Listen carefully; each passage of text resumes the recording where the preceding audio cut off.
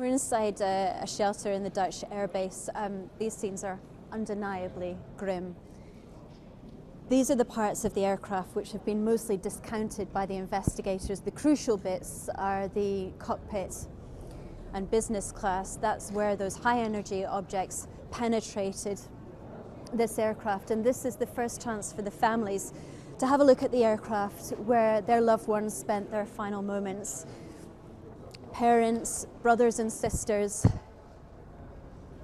and of course children. And this is a calm and clinical scene compared to the destruction that was evident in eastern Ukraine at the crash site. And no matter how much you clean this up, and if you have a look down here, each of the pieces of the wreckage have been labelled. This will form part of the investigation.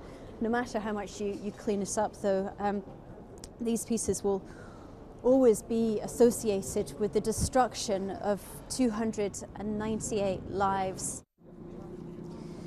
So inside this aircraft hangar are what are considered to be the parts of the wreckage most relevant for the criminal and aviation investigations. And just behind what you can see there, they've started to reconstruct parts of the plane, balancing them on wooden posts.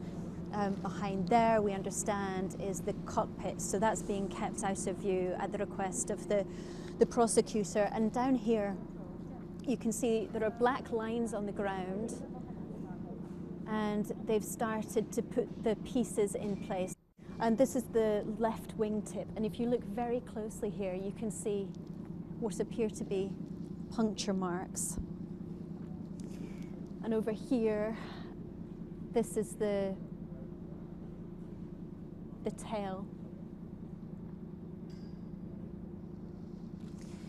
If we just put this whole thing in its geopolitical context, many Western governments have accused the Russian-backed rebels of downing flight's MH17 with a surface-to-air missile. According to the preliminary aviation reports, this plane was hit by a large number of high-energy objects. Moscow has denied any kind of responsibility and blamed the Ukrainian army.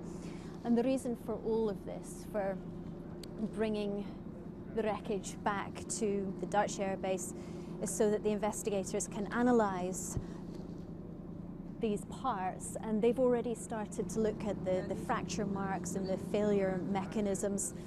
And this is all designed to try to establish the truth, to find out who and what was responsible for downing flight's MH17.